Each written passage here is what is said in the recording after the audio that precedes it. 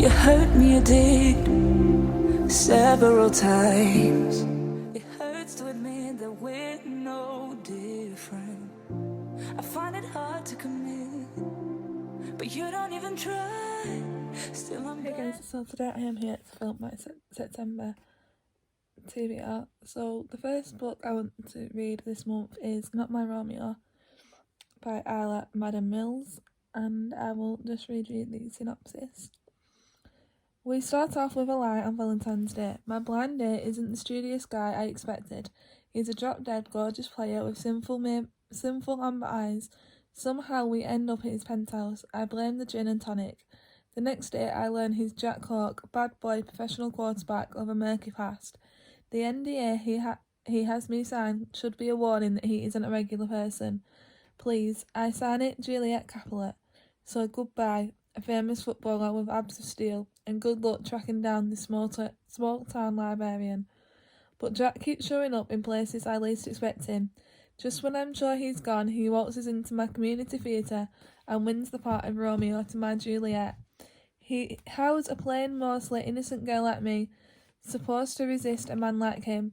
Is Jack my real Romeo, or will this gorgeous football player only break my heart? I also want to read Restraint by Adarina Locke, and I will just read you the synopsis for this one. Blair Gibson knows better than to have one-night stands. She prides herself on her decision-making skills. It's the one asset that has never let her down. But even the best thinkers have weaknesses. Hers is a delicious business mogul with a quick tongue. Unfortunately for her, that tongue is good for more than just talking. Holt Mason doesn't need to justify anything to anyone. He wants Blair, he pursues Blair, and he gets Blair, because that's how life works, until it doesn't. What begins as a single night in a hotel room spirals into an unusual agreement. As late nights divide the space to trade secrets and walls come tumbling down, more is shared than just pillow talk. They both should have known better. They should have shown restraint, because when guards are dropped, her hearts get shattered. I then want to read Love Unexpected by QB Taylor, and I will read you the synopsis. I'd only wanted one kiss under the dark of night in a city where no one knew us. One kiss, fueled by hormones and alcohol, and the blinding grief over losing my mother. One kiss from the man I told myself was untouchable, but it didn't stop at one kiss. And now we are running full speed down a road with no intention of stopping. His touch disarms me, his kiss revives me, but our love could destroy me. I then want to read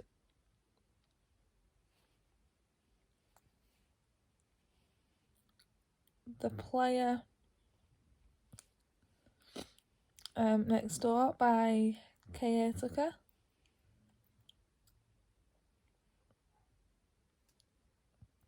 And again, I will read you the synopsis.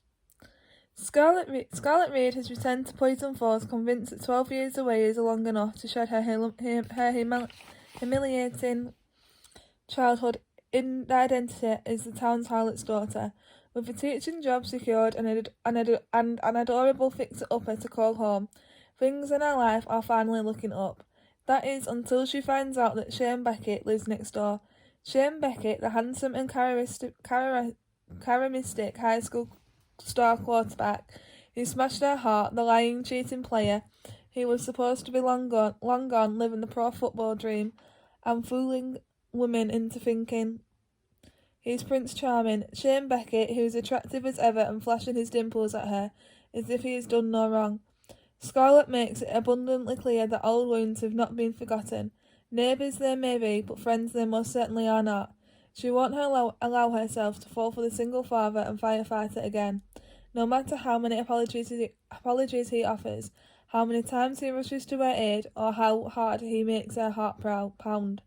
But as she spends more time with him, she begins to fear that maybe she's wrong. Maybe Shane has changed, and maybe this time she's the one playing herself out of a chance of happiness. I then want to read To Be Your Wife by Ray Kennedy.